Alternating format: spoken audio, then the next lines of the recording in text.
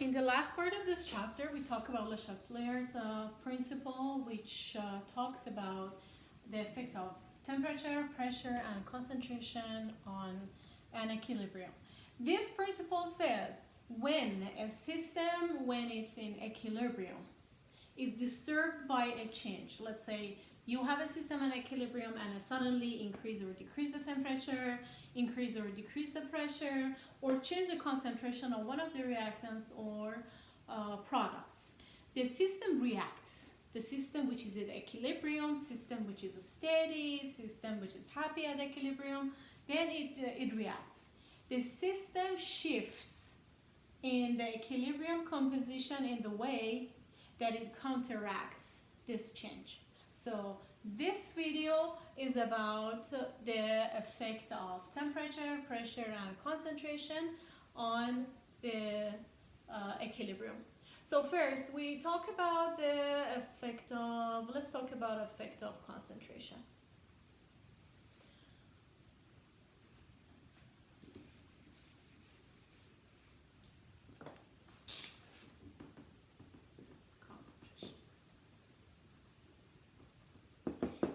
Working on slide number 68,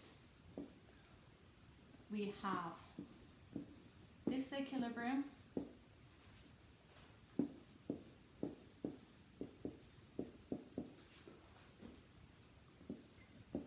The question is asking, first, predict the direction of reaction when chlorine gas is added to the reaction mixture. So we are adding some chlorine gas to the mixture. What happens? You have extra chlorine, so the reaction shifts to the left, right? The system reacts in a way to use the extra chlorine. So what is the best way to use the extra chlorine? To move towards the left side. For part B, predict the direction of reaction when carbon monoxide gas is removed. When the carbon monoxide gas is removed. So what happens when you remove this component?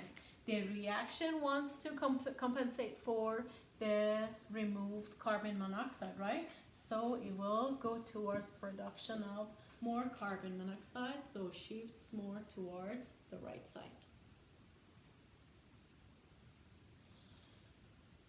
When you change the size and the volume of the container, it also changes the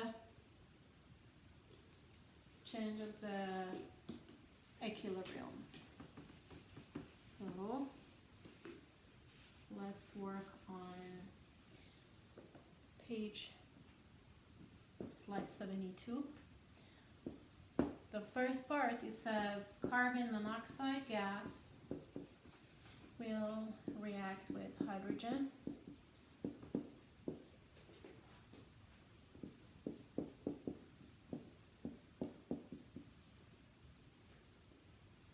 Okay. In which direction will each reaction shift when the volume of reaction container is increased? So the volume of reaction container increases, right? So we are dealing with the gas. Let's count the gas molecules on each side. How many total gas molecules you have here? 3 moles. And how many gas molecules here? 1 mole. Correct? So if you increase the volume, just imagine a cylinder, you're taking the pressure off. So you will create more space, right? So you will have enough room for more moles of gas, right? If you take the pressure off, then the reaction shifts towards more molecules of gas because more moles will have more room to move. If you had inserted the pressure, then by compressing, the molecules won't have that much room, so they move towards less moles of gas. The next one, 2SO2 plus O2, 2 SO3. Count again, all of them are gases. 3 moles and 2 moles of gas, right? Again, by increasing the pressure, which side has, by increasing the volume, sorry, decreasing the pressure, which side has more gases? Left side. So equilibrium shifts towards the left side. The next one, COCl2 gas, is in equilibrium with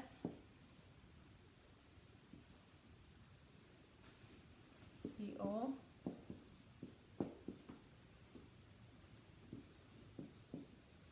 So count again. Always pay attention to the physical states. 1 mole of gas versus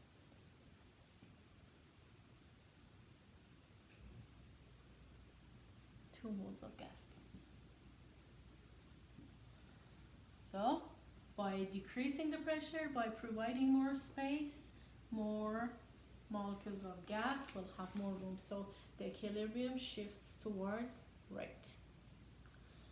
The second effect, or let's say the third effect, we talked about temperature and pressure. The third effect is the effect of temperature. We talked about concentration and pressure. Now, effect of temperature depends on the value of delta H, depends on if the reaction is exothermic or endothermic. So we have to pay attention to these. I'm working on slide 78. I prefer to work on an example to understand it better. 2H2O, water vapor, changes to gas and oxygen. Delta H standard is 484 kilojoules. We want to find out, would you expect this reaction to be favorable at high or low temperatures?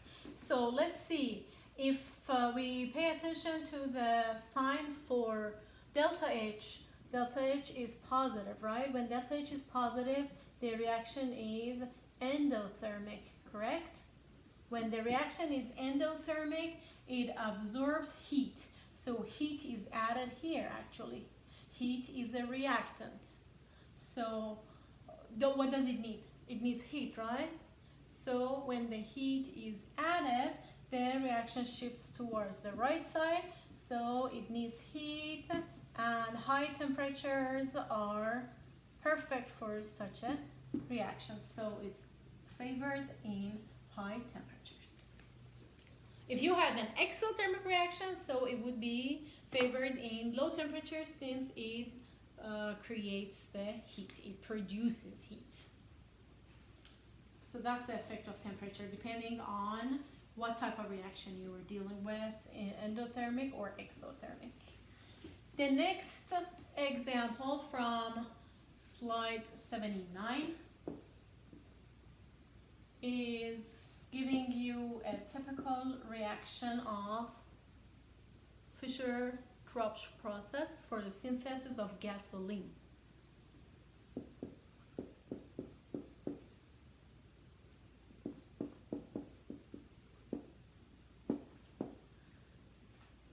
C8H18 gas plus 8H2O. You probably have heard about octane number and octane when the gasoline has a good octane number. This is octane. You will learn how to name it in the very last chapter, organic chemistry chapter. Feel free to look it up and see what is the importance of octane in gasoline. So it's saying that suppose the reaction is at equilibrium at 200 degrees Celsius, then is suddenly cooled to condense the octane. When you condense the octane, you change it from gas to liquid, right? So you remove you remove the gaseous octane from gas to liquid, correct? In which direction the equilibrium go? So equilibrium, we have it. Then you suddenly cool the system and you remove some octane from the mixture to the liquid phase. So what happens? The system tries to produce more octane, correct? Because it's been removed. So the reaction shifts towards right.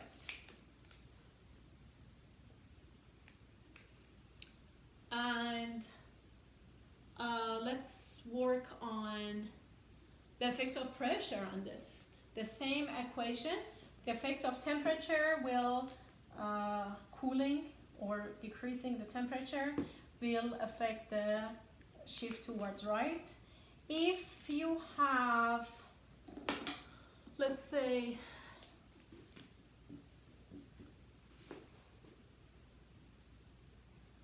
the slide 81 is saying when the overall pressure is in which direction will the equilibrium shift when the pressure is increased. When you're talking about the pressure increase, you count the molecules of gas. How many moles of gas do you have on each side? 8 plus 17, 25 moles of gas on the left. And 8 plus 1, 9 moles of gas. So when you increase the pressure, means you are decreasing the volume, less molecules have room to move. So the reaction, the equilibrium shifts towards right, towards where there is less number of gas molecules. Alright, we're done with this chapter. A lot to learn again, but if you classify as I did in these videos, you will have fun with this chapter and it shouldn't be difficult. Just classify the information and let me know if you need any help.